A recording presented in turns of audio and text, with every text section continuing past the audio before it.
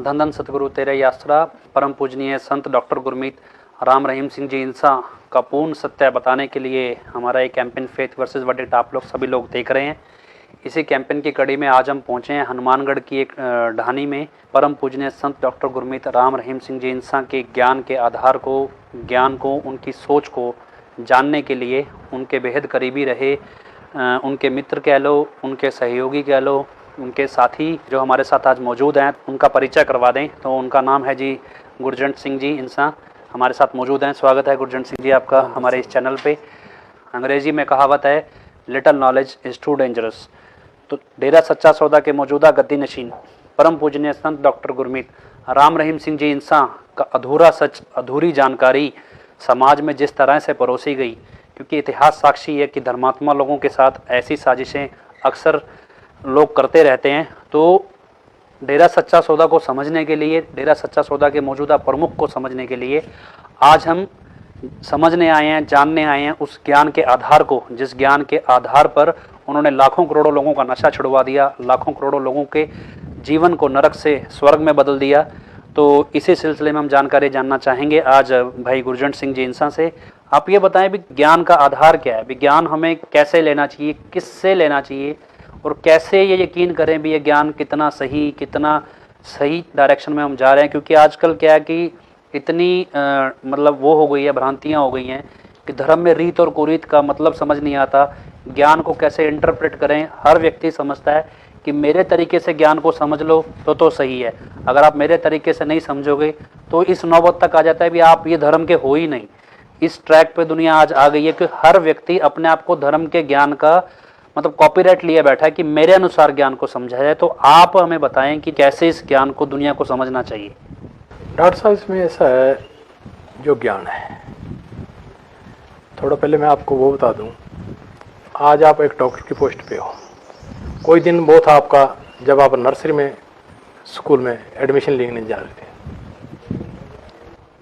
तो हैरानी की बात थी कि माँ बाप की मजबूरी है आपको नर्सरी में भेजना। उस समय बच्चा रोता भी है, लेकिन ज्ञान एक ऐसी चीज़ है जब वो बच्चा अपने किसी निशाने पे जाता है, कोई इंजीनियर बनता है, डॉक्टर बनता है, इसका मतलब वो थी तो उसके बीच में ना वो चीज़, तो वही एक दिन अपनी किताबें लिखता है और बड़ा लेक्चरर भी बन जाता है, उसी स्कूल में लेक्चरर प्रोफेसर भी बनता है। इसका मतलब वो है तो चीज़ इंसान के अंदर ही, जैसे लकड़ी के अंदर आग है, तिलों के अंदर तेल है, और इसी प्रकार से पत्थर के अंदर आग है, उसको खड़काओ आपस में, लेकिन दिसने में तो लकड़ गर्म नहीं है, ठंडी है। इसी तरह से जो रूहानी ज्ञान है, मैं रूहानी ज्ञान की बात कर रहा हूँ, दुनियादारी का नहीं। दुनियादारी का तो टीवी पे बहुत आ रहे हैं, वो पैसे वाला ज्ञान नहीं मैं कर रहा हूँ, मैं रूहानियत की बात कर रहा हूँ, जिसकी हम अंश हैं। क्यों खींचे चले जाते हैं संतों की तरफ, क्यों संत हमें जरूरी है? क्योंकि जो इस बॉडी के अंदर आत्मा है वो मालिक की अंश है, मालिक की अंश है, लेकिन उसको आवाज़ कौन देगा? आपने प्याज देखा है, उसके अंदर बारीक झिल्ली होती है, अगर बारीक झिल्ली ना हो तो वो सलगम बन जाएगा। हमारे अंदर भी एक हौमे और अहंकार की झिल्ली है जो परमात्मा तक नहीं जाने देती। तो क्या है कि जो सतगुरु की आवाज़ होती है, रूहानी आवाज़, जिसको शब्द कहा जाता है, वो जब किसी भी जीव को शब्द दोहराते हैं, और यहाँ एक फिर बात आती है कि शब्द लेने वाला श्रद्धालु हो, वो कुछ चीज़ के लेने के लिए गया हो, अपनी जोड़ी फैला के गया हो, तो सतगुरु उसको देता है। बैठते तो सभी हैं, ज्ञान भी सभी सुनते हैं, लेकिन अधूरे रह जाते हैं। जो वो खरीदार बन के जाता है, उसका ग्राहक बन के जाता है, जो सतगुरु की आवाज़ होती है वो रब्बी आवाज़ होती है। पहले तो पूर्ण संत होना चाहिए, पूर्ण संत हो, और वो सिर्फ नाम का उपदेश दे रहा हो।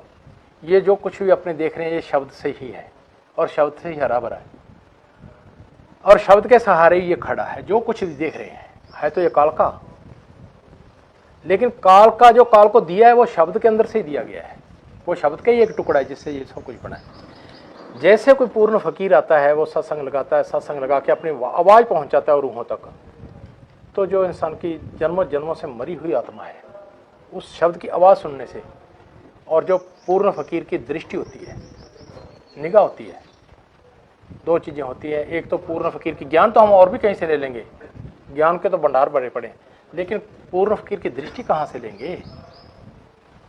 दृष्टि जरूरी है। दर्शन पर्शी है, उसमें कह दिया कि एक तो तू तेरे सतगुरु के दर्शन कर, पर्शी का मतलब है उससे पर्शन कर, अब पर्शन तो कर लेगा, दर्शन कैसे करेगा?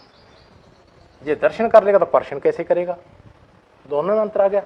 दर्शन पर्श गुरु के कहने लगे मिलेगा क्या? जन्म मरण दुख जाए। कहने लगे तेरा जन्म मरण मुक जाए, तेरी 84 मुक जाएगी। अगर पूर्ण फकीर मिल गया, पर्शन दर्शन तो उसके कर रहे सामने बैठ के, उसकी नजरें तेरे पे पड़ जाए। पर्शन वो जो शब्द दोहरा रहा है तो उसके साथ साथ शब्द दोहरा ले, तेरा वचन उससे साझा हो जाएगा और तेरा जन्म मरण मुक जाएगा। सही जो ज्ञान है वो तो ये है, जो रूहानियत का ज्ञान है वो ये है। जी, मैं एक और चीज़ जैसे मैंने पढ़ी है, अभी मैं अपने दर्शकों को बताऊं।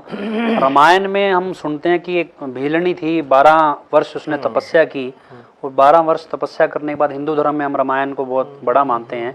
तो श्री राम जी ने एक नवधा भक्ति सार बताया, और नवधा भक्ति सार में अव्वल दर्जे की भक्ति बताई गई भी संतों का संग करना।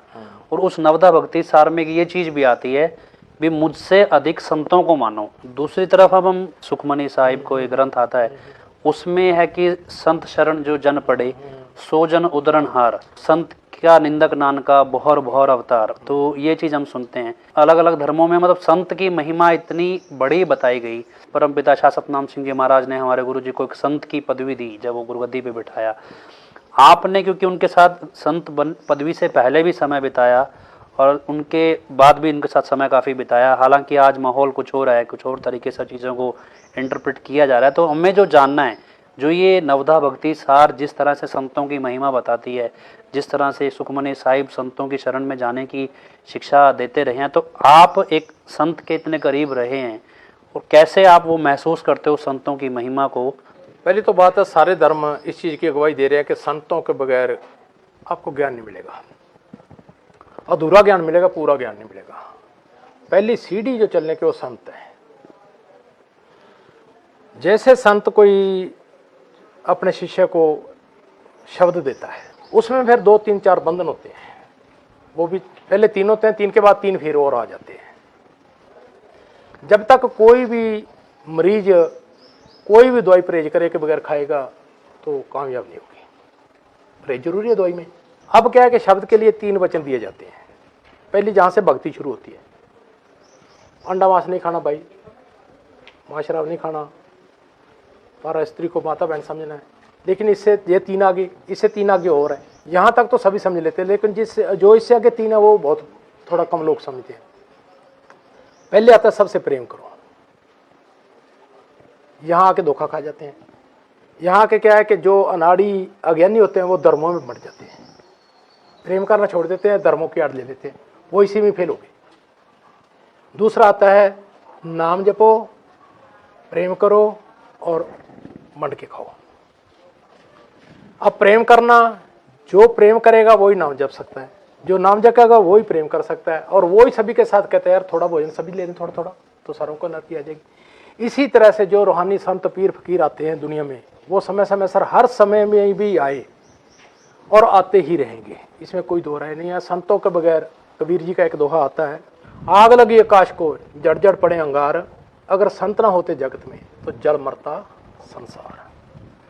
ये धरती पे जो सब कुछ दिख रहा है वो शब्द से है, और संतों का जो रूप होता है वैसे तो निराकार है। अब जो है निराकार तो उसको हमारी आंखें कैसे देखें? तो फिर क्या होता है, जो संतों की बॉडी होती है वो आकार का रूप होती है, उसी शब्द का आकार होता है। वो हम शब्द को देखेंगे तो संतों की बॉडी के अंदर देखेंगे। शब्द और संत में कोई भेद नहीं होता। पूर्ण संत वही होता है। आपको और ही बता दूं, जो शब्द देते समय थोड़ा सा शिष्य ध्यान दे और वो पूरी तरह से उसके अंदर अपनी रोशनी कर दे, वो समझ लो पक्का संत है। जिसके पास ये नहीं है वो संत के बाणे में तो है लेकिन संत नहीं हो सकता। तीसरा नंबर, कोई भी रूहानी संत पीर फकीर आज तक हमारे धरती पे आए, किसी ने हमें धर्मों में नहीं बांटा। सभी का धर्म एक ही बताया, इंसानियत। इंसानियत का फर्ज है भाई, इंसान की सेवा कर, इंसानियत की सेवा कर। जो खलकत बढ़ाई है मालिक ने, जो सृष्टि बढ़ाई है, उससे सच्चा प्यार कर। अगर तू उससे सच्चा प्यार करेगा, किसी फकीर से किसी ने पूछ लिया, कहने लगे हे महाराज हमें बताओ क्या हम आपको मिल सकते हैं, क्या अंदर से पा सकते हैं? उसने कहा बेटा एक बात मान लेना, वो कौन सी है? साच कहूँ सुनो सबे। हमारे बहुत ही अति पवित्र गुरु गोविंद सिंह जी पूजनीय, उनका ये वचन है, साच कहूं सुनो सबे क्या सच कहा, जिन प्रेम कियो तिन ही प्रभु पायो। रूहानियत में चलने के लिए, ज्ञान प्राप्त करने के लिए किसी धर्म की, किसी पहरेवे की, किसी भी किस्म की डों की कोई जरूरत नहीं है, अंदर के ख्यालों की जरूरत है। जो भगवान है वो बोलता भी है, वो पहनता भी है, वो खाता पीता भी है, इसमें कोई दो राय नहीं है। अब उसको कैसे देखा जाए भी, उसका खाना कौन सा है, उसका पहरेवा कौन सा है, उसका रहना सहना कौन सा है, और वो रहता कहाँ है? रहता है सभी के हृदय में। अगर हृदय मैला हो गया तो भगवान नहीं टिकेगा भाई। दूसरा नंबर, उसकी खुराक क्या है? सभी से प्रेम करना, किसी से नफरत नहीं, ना सिखाते ना करते ना सिखाते, सभी से प्रेम करो, सभी मालिक की अंश है, कोई धर्म बुरा नहीं है, सर्व सभी बराबर है। यहाँ लगा लो कि भी कोई भी किसी भी धर्म का इंसान है, क्या वो चेहरे से कैसे बन सकता है? ये दाढ़ी तो सभी की आती है, सिर के बाल भी सभी के आते हैं, तो हमने कैसे कह दिया भाई? अगर तो कोई हमारे में से दूसरा होता तो बेचारे कि वो रोज दाढ़ी बनाते तो आती ना, अगर कोई मालिक को ऐसा होता तो, या वो उसकी बढ़ती इतनी कि वो पाँव के नीचे आने लग जाती। नहीं, ये इसकी सीमाएं बढ़ने की भी। सिर के बाल सभी के आते हैं, एज के अनुसार सभी की दाढ़ी आती है। ये तो हमारे ही कुछ बीच में शरारती लोग होते हैं जो अपनी रोजी रोटी सेकने के लिए वो धर्मों की आड़ देते हैं। लेकिन जो सच्चा धर्म है, जो सच्चा ज्ञान है, वो एक ही है कि एक ओंकार, हम सभी एक ही औलाद है, वो ही हमारा भगवान है। लेकिन उस तक संतों के बगैर नहीं पहुंचा जाएगा, एडमिशन ही नहीं होगा। जी जी, तो एक चीज़ मैं समझता हूँ, क्योंकि मॉडर्न तरीके से जो बहुत से धर्म ग्रंथ हम देखते हैं वो मुझे ये समझ नहीं आता। अभी आज जैसे मौजूदा स्थिति है, आपकी सोच में नेकी है, आपका मोटिव सही है, तो जैसे श्री राम जी ने बोला, विराम जरोखे बैठ के सबका मुजरा ले, जैसी जिसकी भावना ऐसा ही फल दे। तो सोच जब तक हमारी गलत नहीं है तब तक हम सही हैं। वो हम अच्छी सोच के साथ काम करें। तो डेरा सच्चा सौदा में हम अपने गुरुजी के समक्ष जुड़े, तो उन्होंने बहुत सी चीज़ अच्छी सोच के साथ की। 2007 में एक मसला खड़ा हुआ, उन्होंने कहा अभी धर्म जात पात ख़त्म करें, क्योंकि मैं बहुत से धर्म गुरुओं की शरण में गया हूँ। ऐसा नहीं है मैं सिर्फ डेरा सच्चा सौदा में, मैंने बहुत से धर्म गुरुओं को सत्संग सुना है।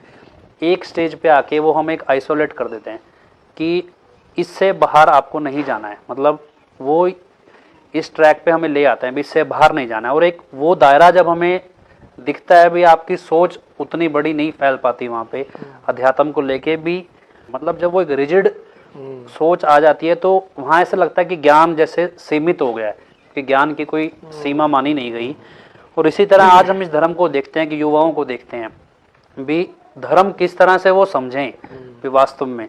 और एक मॉडर्न लाइफ, जैसे हमारे गुरुजी ने हमें कहा कि मॉडर्न है, मॉडर्न म्यूजिक भी है, मॉडर्न कल्चर भी है, लेकिन सोच पे कोई जोर नहीं देता है। और एक स्टेज आती है कि आज मैं लगभग हर धर्म के लोगों से भी मिलता हूँ, वहाँ सोच की जगह रिचुअल्स पे, मतलब जो रीति रिवाज है उसको रिजिड किया जाता है।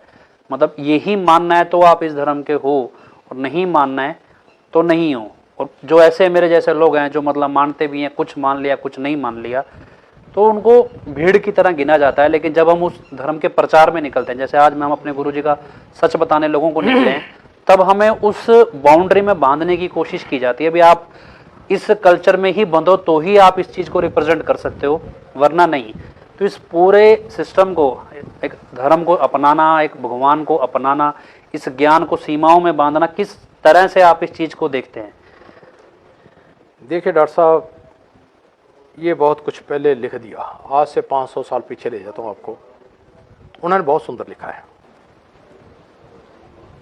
बात उस शब्द पे ही आएगी, बात शब्द से शुरू होती है और शब्द पे ही खत्म होगी, क्योंकि हमारा जो पूरा धुरा सही है वो शब्द ही है, जिससे हम पैदा हुए हैं वो शब्द है, उसी नूर से पैदा हुए। उसको शब्द कह लो, किरण कह लो, कुछ भी कह लो, उससे पैदा हुए हैं और हमारी जो बिंदु है वहीं आके टिकता है और वहीं वो समाप्त है। उन्होंने लिखा है, बड़ा सुंदर लिखा है, मूत पलीती कपड़ होए, कि जैसे कपड़े बरसात का, रास्ते में बरसात आ गई, आप पे कीचड़ डल गया, अब उसका क्या इलाज है? धो लो, लेकिन धोने के लिए साबुन चाहिए, पानी चाहिए। मूत पलीती कपड़ होए दे, उन्होंने उदाहरण देकर समझाया, बहुत सुंदर समझाया डॉक्टर साहब। मूत पलीती कपड़ होए दे साबुन ले धोए, मत भरिए पापा का संग। जो हमारी बुद्धि है वो पापों से जुगो जो, क्योंकि इसमें बहुत एक बड़ी बात और है डॉक्टर साहब, किसी फकीर ने ये नहीं लिखा भी इस सृष्टि की रचना कब हुई, मैन्युफैक्चर डेट किसी फकीर ने नहीं दी, और एक्सपायरी डेट भी किसी ने नहीं दी। जिसकी कोई मैन्युफैक्चर डेट नहीं है, किसी कोई एक्सपायरी डेट नहीं है, तो उसका अंत कैसे लगा लूँगा? नहीं लग सकता। तो फिर उन्होंने कहा भी जो तेरी बुद्धि है वो जन्मों जन्मों से मैली हुई पड़ी है, पहले बुद्धि को वाश कर। वो कहने लगे बुद्धि कैसे वाश होगी? आगे शिष्य का सवाल है। मूत पलीती कपड़ होए दे साबड़िए धोए मत परिय पापा का संग। जो हमारी बुद्धि है, मत कहा बुद्धि को, वो पापों से भर चुकी है, मैली हो चुकी है, हलवाई के पोने की तरह, उसका कोई कलर नहीं रहा। तो कहते हैं फिर उसको मत परिय पापा का संग ओ तो पै नाम है करांगा। नाम पे फिर आगे बात। तो किसी भी संत पीर फकीर ने ये नहीं कहा भी तू बगैर गुरु मंत्र के पार हो जाएगा, होगा भी नहीं, ये उसका असूल है। लेकिन उसको जानने के लिए जब तक इंसान आंखों से नहीं देखता उसको, उस पावर को, तब ये कुछ परसेंट तो मान लेगा लोगों को देखो देखो, लेकिन पूर्ण तौर पे नहीं मानेगा। अब यहीं लगा लो, हजूर महाराज जी हालांकि बचपन के कोई साथी भी हों, उनके साथ खेले भी रहो, कुश्तियाँ भी की हो, और वो लंबा हो के अपने गुरु के आगे नाक रगड़ रहा है। और कितने के देखे हैं आपने दोस्त किसी के आगे कोई नाक रगड़ता लंबे कड़ के, और हजूर महाराज जी को आज आ जाए तो हम लंबे पड़ के नाक रगड़ेंगे, क्योंकि हमारे सामने वो गुरु बनते देखा हमने उनको, उसमें वो ताकत प्रवेश करती देखी हमने आंखों से। और वही जो शब्द है वही रबी बाणी है। लेकिन बर्म बोले काया के ओले, काया बिना बर्म क्या बोले। उसको किसी न किसी बॉडी के सेलेक्ट करना पड़ता है, उसी बॉडी को फिर सजदा होता है। हर कट मेरे साइया सुन्नी से जना कोई, वो तो कहते सभी में भगवान बस रहा है, और से सभी ये सबूत दे रहे हैं भी भगवान हर एक के अंदर बस रहा है, और सभी मानते भी है इसको। लेकिन कहते हैं अगर सभी के अंदर भगवान बस रहा है तो सजदा किसको करें, पूजे किसको? बलहारी तिस काट के, कहते हैं उसके धन्यवाद उसका करो जिस बॉडी में वो शब्द पूर्ण तौर पर प्रवेश हो चुका है, वो अपना रूप धार चुका है। बलहारी उस काट के जहां कट प्रकट हुए, जिस बॉडी में वो शब्द प्रवेश कर चुका होता है। और वो गुरु इतना महान होता है कि सेकंड सेकंड में यहां और वहां दोनों जगह काम कर रहा होता है, इतना पावरफुल होता है। आप देखो लाइट है, वो कितना पावरफुल होता है। लाइट है, आप देखते हो, उससे आगे बहुत बड़े बड़े कारखाने भी चल रहे हैं, और जहां से स्विच छोड़ दिया जाता है कुछ ही सेकंडों में वो सभी जगह फैल जाती है। गुरु का प्रकाश इससे भी कहीं हजारों गुना बढ़ के है रूहों के अंदर। लेकिन हैरानी की बात यही है, जो उसके साथ, जैसे आपने कोई मोबाइल देखा, आपके पास यहाँ कोई होगा मोबाइल है, अब उसमें देखो, उसको सिम को तोड़ के देख लो, कोई कनाडा अमेरिका निकलेगा? कुछ भी नहीं। अब क्या है, मोबाइल के अकेली सिम में कुछ नहीं, आप बात नहीं कराएगी अकेली सिम, और सिम निकाल दो मोबाइल बात नहीं कराएगा। लेकिन सिम मोबाइल के अंदर डल जाए और थोड़ा वो चार्ज हो ले, तो अब जहां मर्जी हेलो करो, वो तो एक इंसान का बना हुआ है ना।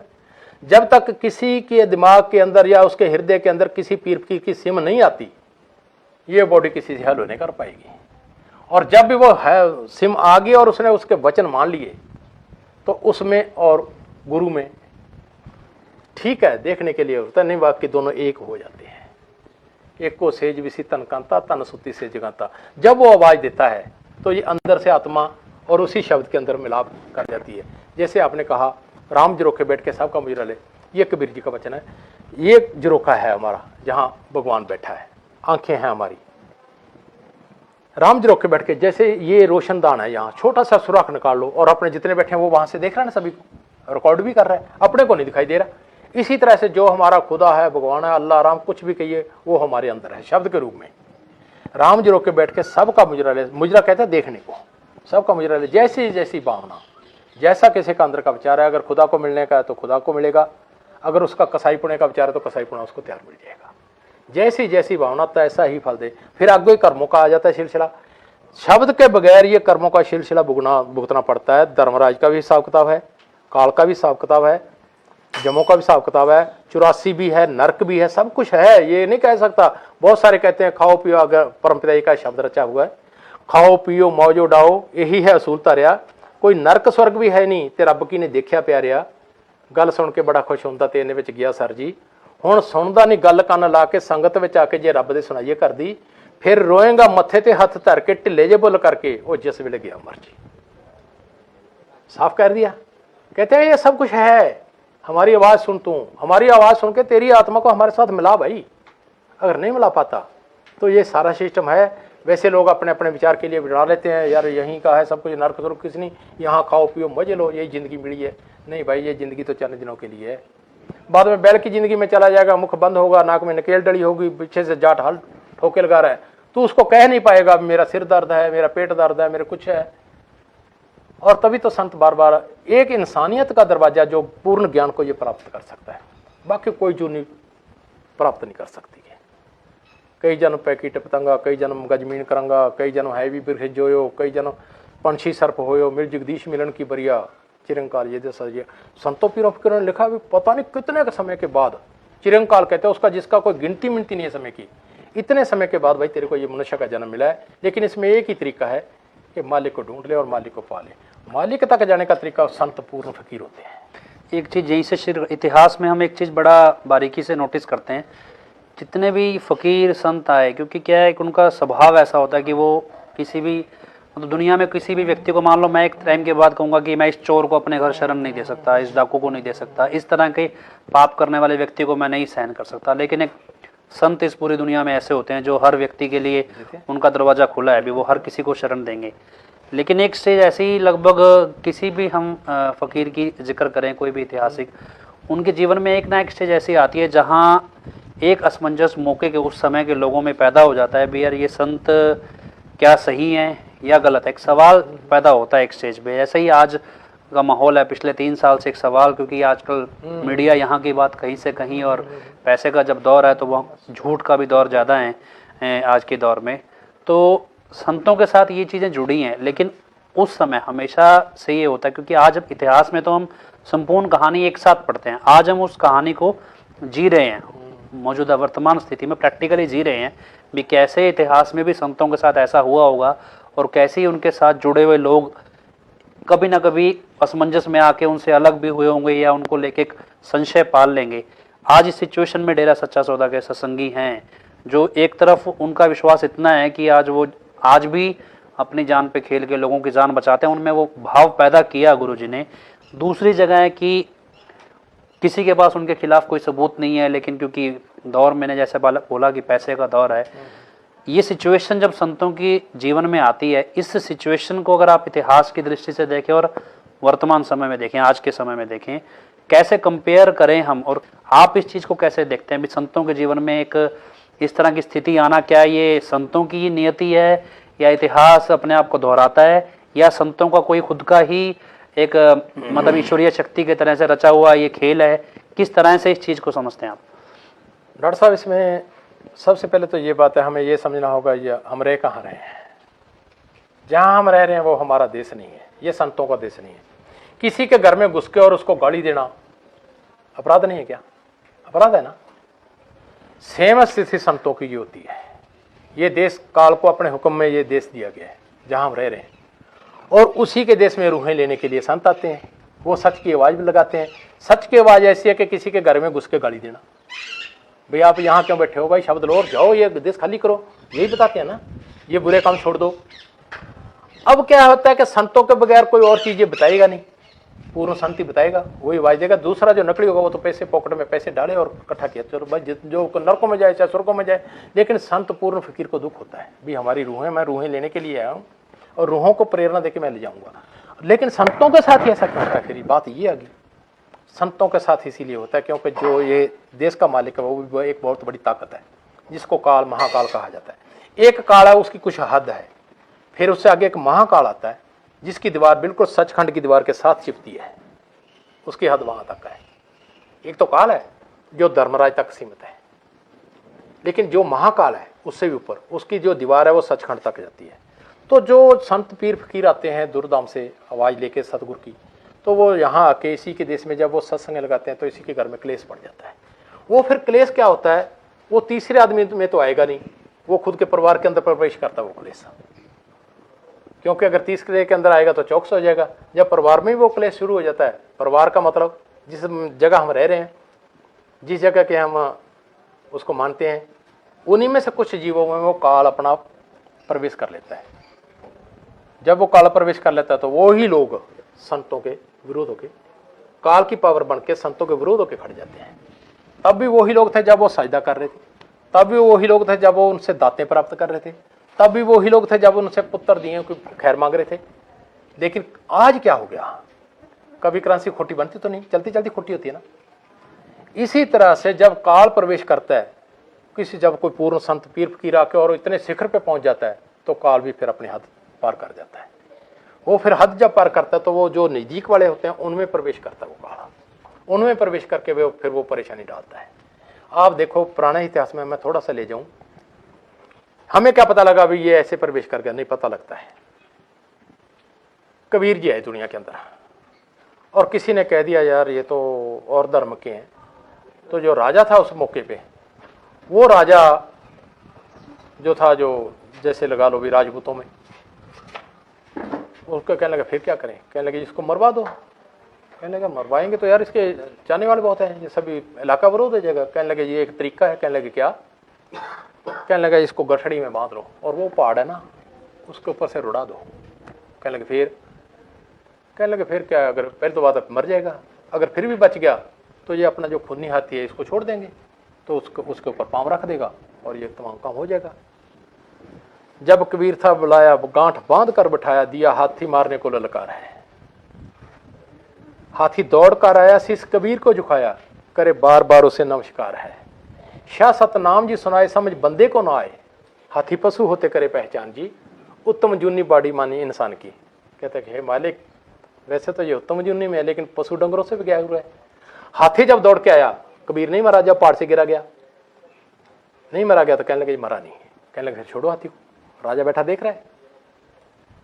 हैरानी की बात है वो राजा उसी देश का है, सचखंडा नामी का जीव है जहाँ से हम सभी आए हैं, और वहीं से संदेशा लेके कबीर जी, आपने ग्रंथ पढ़े अपने, बंदे से रब, अगर उसके अमल करेगा तो भाई खुद रब बन जाएगा, यही लिखा ना, सचखंड का संदेश।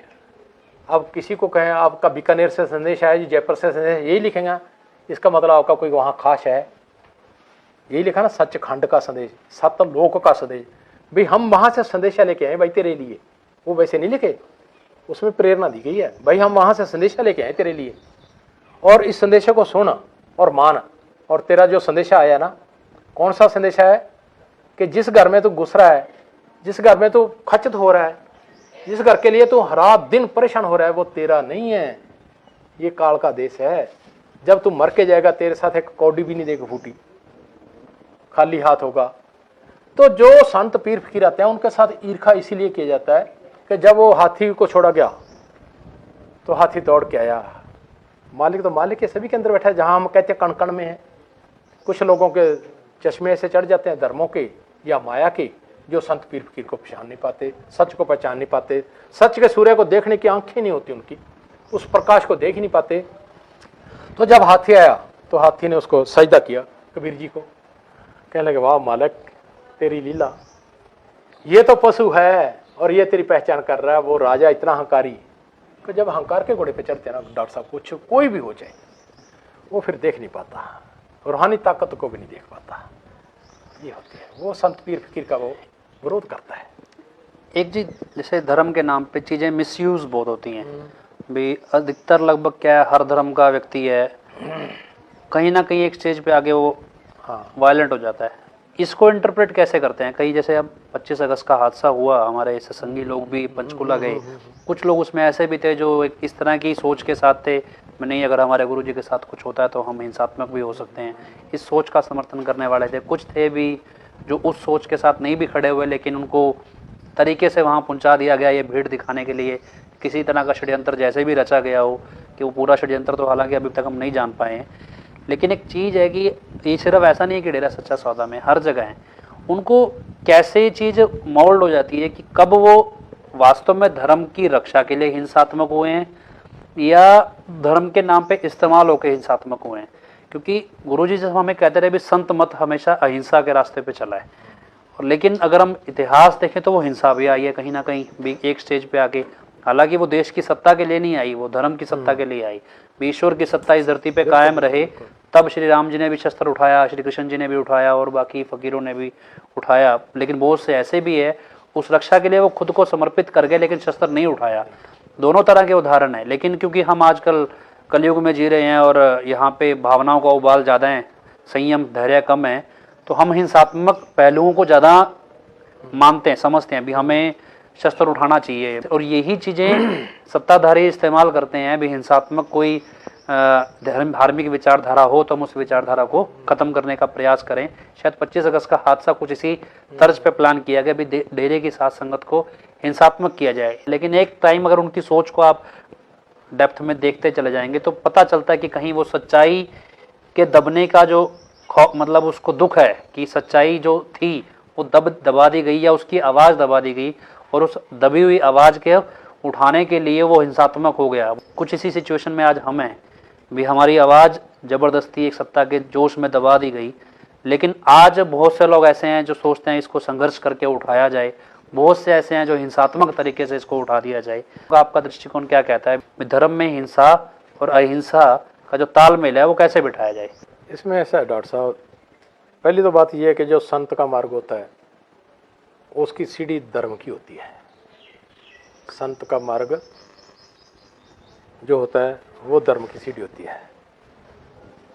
लेकिन और संत का काम भी यही होता है कि हर चीज़ को प्रेम से समझाए, और होता भी ऐसा ही है। रही बात जैसे भी बहुत सारे ऐसे महापुरुष भी हैं जिन्होंने अपने आप को सरेंडर कर दिया, लेकिन कहानी क्या होती है कि जो जब उन्होंने ये जुर्म के साथ उन्होंने लड़ाई और किसी के साथ नहीं की, जुर्म के साथ की थी। उन्हीं का शिष्य एक बोला था, उसकी शिकायत लगी भी हम तो यार इनको मार रहे हैं यार, तू पानी पिला के जिंदा कर देता है। गुरुजी ने बुला लिया उसको, कहने लगे भी ये क्या कर रहा है, तेरी ये शिकायत आई है। वो कहते हैं हे गुरुजी, मैं जब पानी पिला रहा होता हूँ ना, मुझे हुक्म है अभी जख्मों वालों को पानी पिलाना जो जख्मी हो चुके हैं। तो वो कहते हैं फिर उनको पिला रहा है क्या? हाँ जी पिला रहा हूँ। तो लेकिन वो उनको क्यों पिला रहा है जो अपने ये मार मार के जा रहे हैं, जिनको जख्मी करके छोड़ रहे हैं? वो गुरुजी के आगे हाथ है। लेकिन यहाँ तक एक डॉक्टर साहब आंख बनानी पड़ती है यहाँ तक आने के लिए, वो आंख नहीं है, बहुत कम लोगों के पास ये आंख है। अब यही एक शब्द का पता लगता है भी कितना उसका शब्द सही है यार, या कितना वो भजन कर रहा है या कितना नहीं कर रहा। मैं यहाँ तक भी बात ले आया, क्या उसने अपना अंदर का हृदय ऐसा बना लिया? बेशक वो संतों के पास ही बैठा है, 24 घंटे उनसे प्रसाद भी ले रहा है, उतना अपने खाना नहीं खाया, आटा नहीं खाया होगा जितना उन्होंने प्रसाद खाया, लेकिन वो अपनी आंख वहां तक नहीं बढ़ा सका। परमपिता ही फरमाया करते थे भी एक पत्थर है, वो पानी के अंदर गिर दो, इतना ही है, वो गर्म नहीं होगा, लेकिन पत्थर को तोड़ के देखोगे तो सूखा निकलेगा, पत्थर के अंदर पानी नहीं जाएगा। तो उदाहरण तो हमारे लोगों पे दी जाती थी ना, जो पास में खड़े। तो क्या है कि उसने जब यह कहा तो उसके गुरु ने बुला लिया, क्यों भाई ये क्या कर रहा है? वो कहने लगे गुरुजी मारो छोड़ो कुछ भी करो, मैं जब इसके मुंह के अंदर पानी डाल रहा हूँ ना तो मुझे तेरा चेहरा दिखाई दे रहा है, मैं आपको पानी पिला रहा हूँ, मैं तो उसको पिला ही नहीं रहा। ओहो, गुरुजी भी समझ गए, वो तो जान ही थे भी यार इसका हृदय तो इतना कोमल हो चुका है, इसको पता ही नहीं है भी हमारे वाले कौन से है दूसरे कौन से है। तो गुरुजी ने क्या किया, कहने लगे बेटा फिर एक बात और सुन। कहने लगे महाराज बताओ। कहने लगे इनके मलहम पट्टी भी कर दिया करना। बताओ, वो भी तो उन्हीं के थे जो मार मार के गिरे जा रहे थे, तो वो भी उनसे शिक्षा ली थी, वो उनको पानी पिला के जिंदा भी कर रहा है, उन पर मलहम पट्टी भी कर रहा है।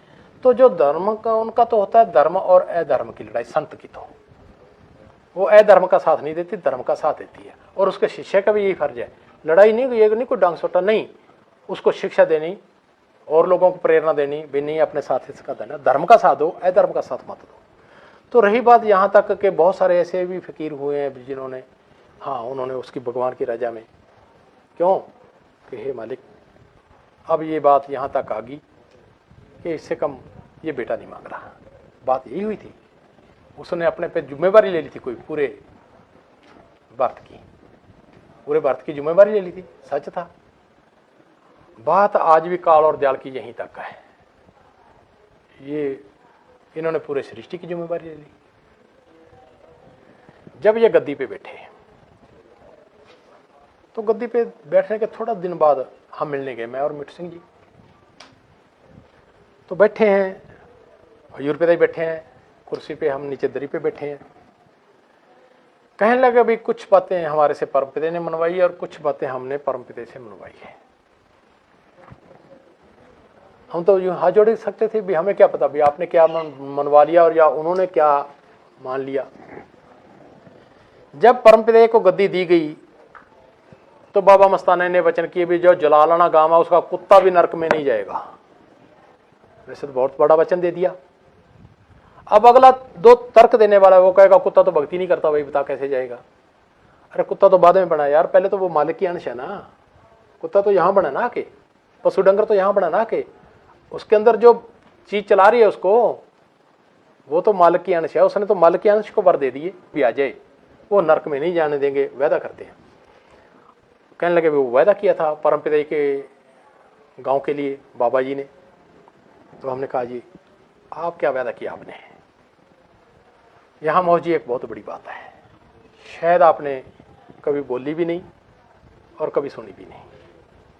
हमने कहा जी आपने कौन सा वादा किया है? वो कहने लगे बेटा हमने इनके साथ वो वादा कर लिया परमपिता के साथ कि भी आपका जो नाम है वो हर बच्चे बच्चे तक पहुंचा के रहेंगे, चाहे काल हमें कैसा भी करे कैसा ना करे हमारे साथ। क्या आज इनका नाम बच्चे बच्चे तक नहीं है? चाहे किसी रूप में भी है। बाबा कौन सा? वो यार है। क्यों कि जो संत पीर फकीर का अपना कोई तरीका होता है आवाज़ पहुंचाने का, पर दुर्भाग्य की बात, अफसोस की बात ये होती है कि जो उसके साथ वाले होते हैं, पास वाले होते हैं, वो उस बात का साथ नहीं देते, वो उस बात का साथ नहीं देते। अगर वो साथ दे पाए, क्योंकि काल जब उन्होंने ये वादा कर लिया, इतनी बढ़िया वो पलंदा उठा लिया। बाबा जी ने कहा था, सावन सिंह से लिए थे 2 वचन कि ये अनपढ़ बाडी है, यहाँ कोई एक भी निकलने के लिए तैयार नहीं है, काल का ऐसा जाल बसा हुआ है। हम अनपढ़ बाडी हैं, लेकिन जिसको नाम दे दें, एक टांग यहाँ और दूसरी सचखंड में हो, तो फिर तो नाम दे देंगे। नहीं नाम देंगे नहीं भाई, आपका संभाल के रख ले, सावन सिंह को कहने लगे। आखिर कुछ साल बीत गए, सावन सिंह ने फिर कहा मस्ताना जी नाम क्यों नहीं शुरू करते? कहने लगे कोई काबिल ही नहीं है, किसको निकालें यहाँ से और किसको रखें? उन्होंने कहा भाई आपका सब कुछ मंजूर है। तो उन्होंने ये वचन लिए, फिर उन्होंने ये लिए। तो इन्होंने जब ये वचन लिए भाई आपका जो नाम है, आपका जो नाम का डंका वो घर घर पहुंचा के रहेंगे। मेरे ख्याल में शायद ही कोई दुनिया का बंदा बचा हो जिसने टीवी पे नहीं देखा होगा जब वो 25 या 17 वाली जो घटना घटी थी, 25 वाली, कोई शायद बच्चा नहीं बचा होगा।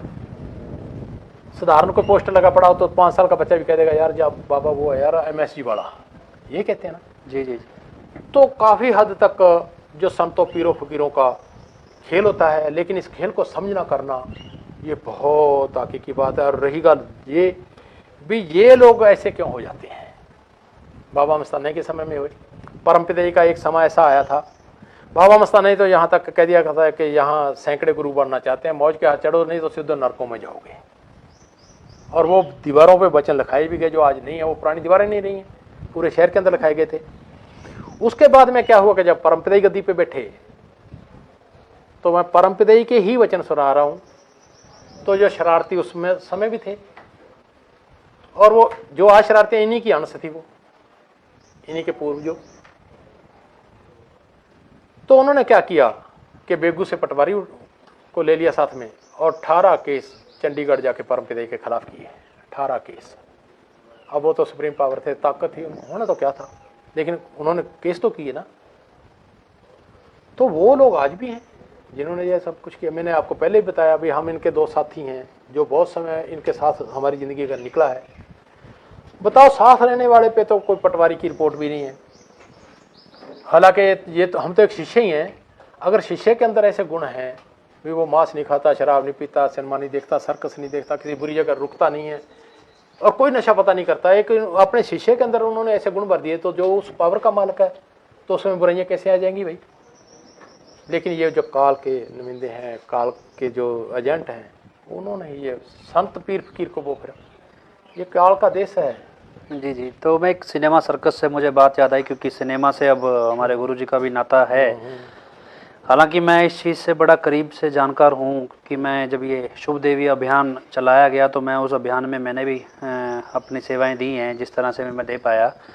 लेकिन जब ये सिनेमा का मसला आया तो इस चीज़ को मैं बड़े करीब से देखता हूँ कि मेरे कुछ परिवार के सदस्य भी हैं जो इस इंडस्ट्री से जुड़े हैं, और मैं इसको बड़े करीब से समझता हूँ। मैंने एक चीज़ देखी है कि आप तो सिनेमा सर्कस नहीं देखते हैं, लेकिन दर्शक हमारे देखते हैं। तो एक ऐसे भी फिल्म स्टार आए जिन्होंने पर्दे पे, मतलब सरेआम वो अपनी ज़िंदगी का ये बखान करते हैं, और इस बखान को कितनी शान से किया जाता है कि मात्र 12 साल की उम्र में, और एक व्यक्ति हैं, बहुत बड़े फिल्म स्टार हैं, मैं नाम तो नहीं लूँगा यहाँ पे, कि मात्र 12 साल की उम्र में उन्होंने 14 साल की एक लड़की से नाजायज संबंध बनाए, और इस चीज को आज एक कल्चर बना के परोसा जाता है।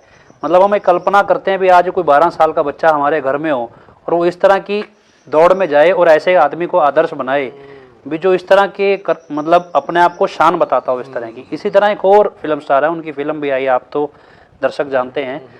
वो कहते हैं भी उनसे बाकायदा पूछा जाता है फिर उनकी निजी जिंदगी के बारे में भी, हाँ जी आप कितनी ज़्यादा वैश्यावृत्ति करते हैं। मतलब वो कहते हैं जी हम तो 350-400 लड़कियों के साथ वैश्यावृत्ति कर चुके हैं। मतलब इस तरह की चीज़ें जब समाज में बच्चे, आज के युवा इस तरह के लोगों को आदर्श मानने लगे हैं, इस तरह के अभिनेताओं को, और सोचिए क्या वो महिला भी इस तरह से बता सकती है?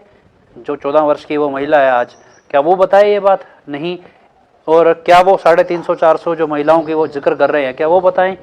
ये जब माहौल मैंने इंडस्ट्री में देखा, और इतना क्योंकि मैंने आपको बताया कि मेरे जानकार लोग बहुत से इस इंडस्ट्री के करीब हैं, और इस तरह का जब फिल्म इंडस्ट्री में चीज़ आया तो मैं खुद साक्षी हूँ। मेरे सामने ये चीज़ें गुरुजी के सामने भी आई कि इस रूप में आई कि मैं एक लड़की थी जो वैश्यावृत्ति में गई, और उसका जो बैकग्राउंड था वो ऐसे ही सिनेमा इंडस्ट्री से था, वो वैश्यावृत्ति में आई, और संयोग था कि हम सेवादार मिलके उस लड़की को निकाल कर आश्रम में लाए, उसका इलाज हुआ।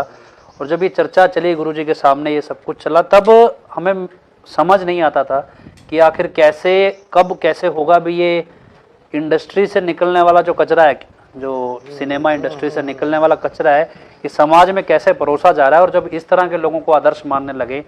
लेकिन जब गुरुजी ने इसमें पाँव रखा, और पाँव रखा भी हम खुद सिनेमा में जाएंगे, तो तब मुझे लगा भी यार भी संत मतलब कि हद तक अपने आप को मतलब झुका रहे हैं समाज के सामने कि वो एक ऐसे दलदल में पैर रख रहे हैं जहाँ एक मतलब इज्जतदार व्यक्ति जिस दलदल को देखना भी नहीं चाहता है, लेकिन उस मनोरंजन को वो सब देखना चाहते हैं, लेकिन उस दलदल में कोई देखना नहीं चाहता है। और संत जब इस तरफ कदम उठा चुके कि जहाँ हमारे आज के आने वाली पीढ़ियों ने आदर्श ऐसे लोग बना लिए भी जिनकी पहचान ही वैश्यावृत्ति से है, तो अब आज लोग कहते हैं भी हमारे भी संत का ये काम नहीं है भी फिल्म बनाना, और संत को इस रूप में नहीं आना चाहिए सामने एक फिल्म स्टार के रूप में। क्योंकि आप जैसे संतों के करीबी रहे हैं, तो आप इसको कैसे देखते हैं भी जैसे आप उनका व्यवहार जानते हैं युवा अवस्था से आप, क्योंकि लगभग जब वो 15-16 वर्ष के थे तब से आप उनके करीबी हैं, और आज क्योंकि उनकी उम्र 50 वर्ष से ऊपर हो गई है तो लगभग तब से उनके साथ हैं। और ये चीज़ें क्योंकि पब्लिक शायद नहीं समझती है उस तरह के माहौल को कि युवा अवस्था में उनके किस तरह के शौक थे, क्या वो तब नई फिल्म स्टार बनना चाहते थे, क्या तब वो अपने आप को प्रस्तुत नहीं करना चाहते थे, क्योंकि तब शरीर भी उतना युवा था और उस तरह का सुंदरता तो उनमें खैर है ही। तो ये चीज़ हम समझना चाहते हैं भी उनके संत जी के शौक कैसे थे। और आज मुझे जो लगता है क्योंकि मेरी आंखों के सामने ये चीज़ चली जो इंडस्ट्री को लेके, जिस तरह से पीड़ित महिला ने अपना बताया भी कैसे वो फिल्म इंडस्ट्री से, वो अकेली नहीं, उसने, चलो मैं शहर का नाम नहीं बताऊंगा, मैं खुद साक्षी हूँ, पूरा का पूरा शहर ऐसा है जो इंडस्ट्री में गए, और क्योंकि युवा है शौक में चले जाते हैं, वहाँ शिकार हुए, और शिकार होने के बाद वापस उन्होंने, उनकी ज़िंदगी नरक जैसी है, मजबूरी है जैसे जीना। और क्योंकि मैंने एक आर्टिकल लिखा है, मैं उसको कभी पब्लिश भी करूंगा, कि वो एक ऐसी स्थिति में आ गए जहां भारत के कानून में प्रावधान ही नहीं है वास्तव में उस लड़की को न्याय कैसे मिले। और उस लड़की को जब गुरुजी ने एक अच्छी जिंदगी दी तो मैंने इस चीज़ को समझा कि क्यों ना इसका सोर्स कैसे बंद होगा इस सब चीज़ों का। वो सोर्स था इंडस्ट्री, और इंडस्ट्री में गुरुजी ने जब कदम रखा तो, क्योंकि जाहिर सी बात है कीचड़ में पैर रखेंगे तो कपड़े तो मैले होंगे ही, और वो कपड़े जब वो कीचड़ के छींटे क्योंकि गुरुजी के ऊपर आने लगे अब, तो मैं जो आपसे जानना चाह रहा हूँ कि उनकी युवा अवस्था के शौक, या शौक कह लो या उनके व्यवहार कह लो, या एक महिलाओं को लेके उनका जो दृष्टिकोण था, एक गैर महिलाओं को जो मतलब जैसे कल रिश्ता नहीं है जिनसे उनका, उनको लेके शौक क्या था। और आज जब आप उनके इस चीज़ को देखते हैं कि 50 वर्ष की उम्र में लगभग उन्होंने फिल्मों में काम करना शुरू किया, तो उसका कुछ बताएं संत जी का व्यवहार के बारे में। पहली तो बात ये है कि जो मैं उनके दादाजी से शुरू करूं, जो हजूर महाराज के दादाजी थे, उनकी इलाके में पहचान ही इसी वजह से थी कि वो करैक्टर के बहुत हाई थे, बहुत ही ज़्यादा। उसके बाद इनके फादर साहब बाबू मगर सिंह जी, वो इतने एक महान आत्मा थे, वो तो एक शीशा देखना ही पसंद नहीं करते थे। कहने नहीं बेटा, जैसा भगवान ने चेहरा दे दिया वैसे ही ठीक है, शीशों को क्या देखना। वो हमें भी टोकते रहते थे। रही बात तीसरी पीढ़ी ये आगे, शायद आपके बेटे होंगे, सभी के बेटे हैं, कोई 16-17 साल का बेटा जो एक गांव का रहने वाला हो, वो कितनी की फिल्में देखता होगा, जिसका गांव भी 50 कोस दूर हो, 50 किलोमीटर दूर हो शहर से, और जिसकी परिवर्ष भी ऐसी हो कि उसको माँ बाप ने कभी अकेले को एक दिन भी ना छोड़ा हो, बिल्कुल भी नहीं। या तो बापूजी साथ में, जब बापूजी से थोड़ा सा हटे तो हम साथ में आगे, को परमपिता को मंजूरी ऐसे था। इनकी लाइफ में मेरे ख्याल में कोई एक आधा 2 दिन आगे हों तो मुझे याद नहीं है जब ये अकेले घूम रहे हैं।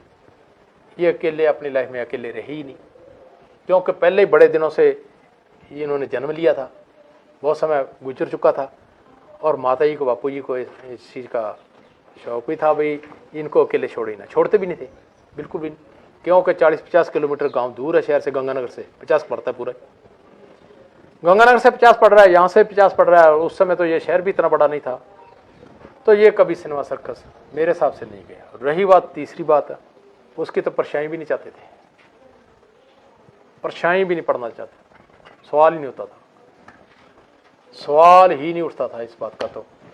तो उससे थोड़ा सा जब ये बड़े, अब लगा लो साहब भी 90 में ये 23 के हैं, तो 85 में कितने के हो गए, 17 के जी, लगभग 17-18 17-18। 85 में हम इनके साथ है जॉइंट हो गए, जैसे किसी चीज को वेल्ड कर दिया गया हो, आश्रमों की सेवा करनी, नाम चर्चा करनी, सत्संगों में जाना, डेरे में जितने भी कार्य हैं उसमें बहुत ज़्यादा आगे रहना, चाहे सरसा डेरे का है, चाहे बुद्धवाली डेरे का, चाहे किसी और डेरे का है। जो इंसान यहाँ तक उस समुद्र के अंदर गहरा उतर गया हो, वो मेरे ख्याल में तो सवाल नहीं हो सकता, सोच नहीं सकता। रही बात ये इन्होंने फिल्में क्यों बनाई, जो ये बात आती है, कुनैन सुनते हुए कुनैन बुखार को तोड़ देती है, आप तो डॉक्टरी लाइन में हो। जी जी जी। लेकिन सीधी कुनैन किसी को दी नहीं जाती जी, कोटेड, शुगर कोटेड होती है। शुगर कोटेड होती है ना। जी जी।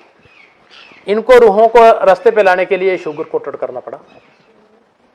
आज का युग इन चीजों को लाइक कर रहा है, इन चीजों को लाइक कर रहा है। तो जैसे आपने पहले मॉडर्न जमाने का, वही आपका उत्तर है। मॉडर्न जमाने के अंदर आने के लिए इनको ये कदम उठाना पड़ा, और ये कदम अकेला उठाया भी नहीं। जैसे पहली फिल्म में तो इन्होंने कह दिया भाई हमारी ये वास्तविक की जिंदगी है, वो सामने आ गई है। उसके बाद का भी जो बना, क्योंकि घर घर तक का संदेशा पहुंचाना, तो उसके लिए कोई ना कोई तो टावर चुनने ही पड़ेंगे ना। जी जी जी। अब यहां तक की बात आती है कि शायद हो सके मालिक, ये तो मेरा एक सोच है, मेरी एक अपनी विचार है, कोई समय ऐसा भी आएगा ये फिल्मों का काम और भी तेज होगा, और कोई ऐसा समय भी आएगा भी सभी को इकट्ठा करके सभी जगह फिल्मों में बैठा लो और यहीं से नाम शुरू करते हैं। हो सकता है ऐसा हो जाए। जी जी। जो किसी आज तक किसी संत पीर फकीर ने नहीं किया, कोई ने किसी ने ऐसा नाम नहीं दिया। अभी सभी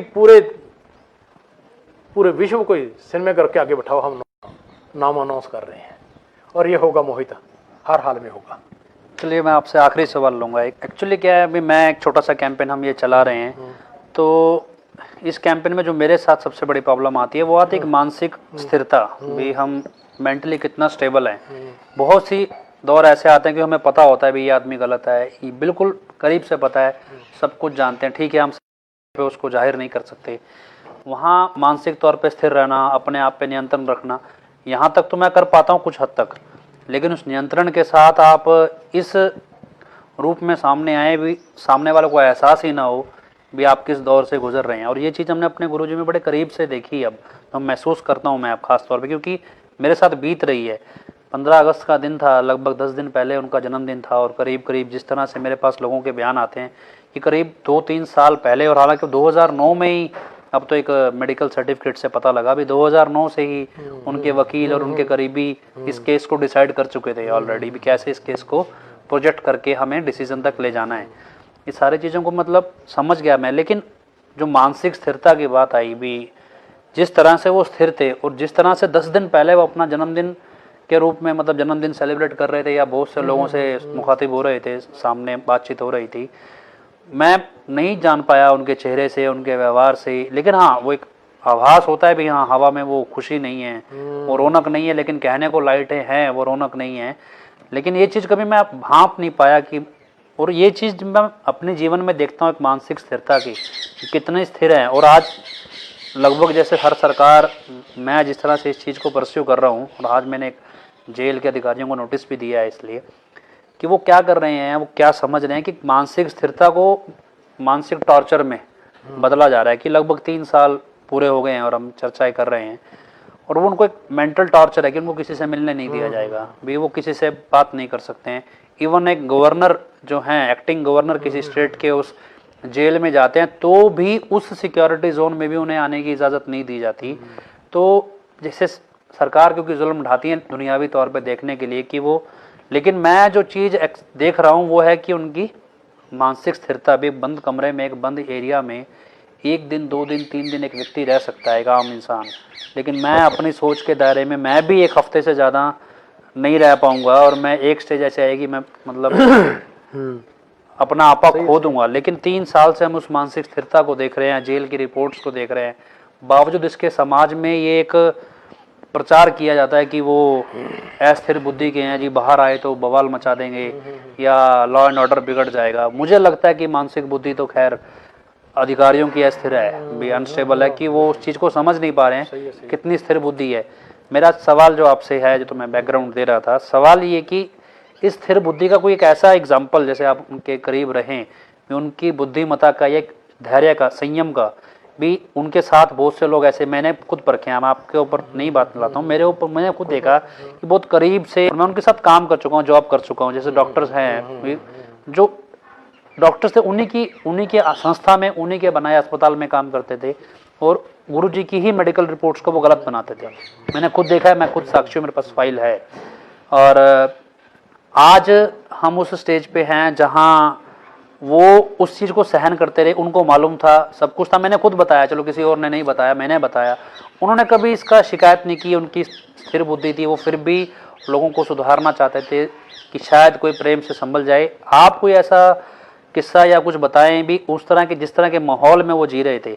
आज मैं एक दुनियावी तौर पे कैलकुलेट करता हूँ भी एक कितना खतरनाक वो माहौल था, जहाँ वो इस बात पे यकीन नहीं करते थे कि मेरी पानी की बोतल को कोई छू जाए, वो खुद अपने पानी की बोतल हाथ में लेके चलते थे। इतनी बड़ी शख्सियत थे, क्योंकि हम बहुत छोटे हैं उनके मुकाबले, तो हम कभी समझ ही नहीं पाते थे कि उनके एंड पे प्रॉब्लम्स क्या रहती होंगी। और आज जिस स्टेज पे एक मतलब चोर कहे जाने वाले लोग समाज में, मैंने खुद लाइव टेलीकास्ट पे बोला है कि चोर, जो समाज के चोर थे, वो लोग आज करोड़ोंपति बने, उनकी संगत को, उनके आश्रम को लूट के, बावजूद इतना धैर्य रखे, ये सब कुछ करके कैसे वो जीवन जिए, और कैसे आप उनके करीब रह के चीज समझे, कितना उनमें संयम है, कितना धैर्य है, और क्या समाज में उनकी छवि को प्रस्तुत किया जाता है। तो आप कुछ इस तरह की चीज उनके बारे में बताएं जिससे हम समझें, दुनिया समझे भी मानसिक स्थिति, मानसिक स्थिरता और समाज को बदलने के लिए जो धैर्य, संयम उनमें है, वो हम कैसे लोगों तक पहुंचाएं। पीर फकीर जब इस स्टेज पे चला जाते हैं ना, गुरु पदवी पे, क्रोध उसके अंदर होता है जब तक वो इंसान है। जब वो इंसानियत से ऊपर उठ गया, मालिक की तरफ बढ़ गया, जब मालिक की तरफ बढ़ गया तो उसको बहुत कुछ, एक इंसान को भी बहुत कुछ सोचना पड़ सकता है। अब लगा लो ये शराबी डेली शराब पीते हैं, कोई विचार नहीं करता, और एक भगवा बेस पहन के वो शराब पिए तो अगला कहता है यार ये शराब पी रहा है, यार इसको शर्म नहीं आती। क्यों? कि उसका स्टेज हाई लेवल हो गया। जो पीर फकीर होते हैं वो दुनियादारी का, दुनिया उसके कीचड़ ऊपर कीचड़ फेंक रही है, लेकिन उसका आगे से जवाब नहीं देते अपने मुकाबले से। क्यों? कि फिर तो हम तो उन जैसे हो गए ना। फिर वो संत में और आम दुनिया में क्या फर्क रहा? अगर उन्होंने इसी भाषा में ही जवाब दे दिया उनका, तो नहीं, वो अपनी भाषा से तो जवाब दे देंगे। उनकी भाषा कौन सी है? वो सभी को सीधा करना जानते हैं।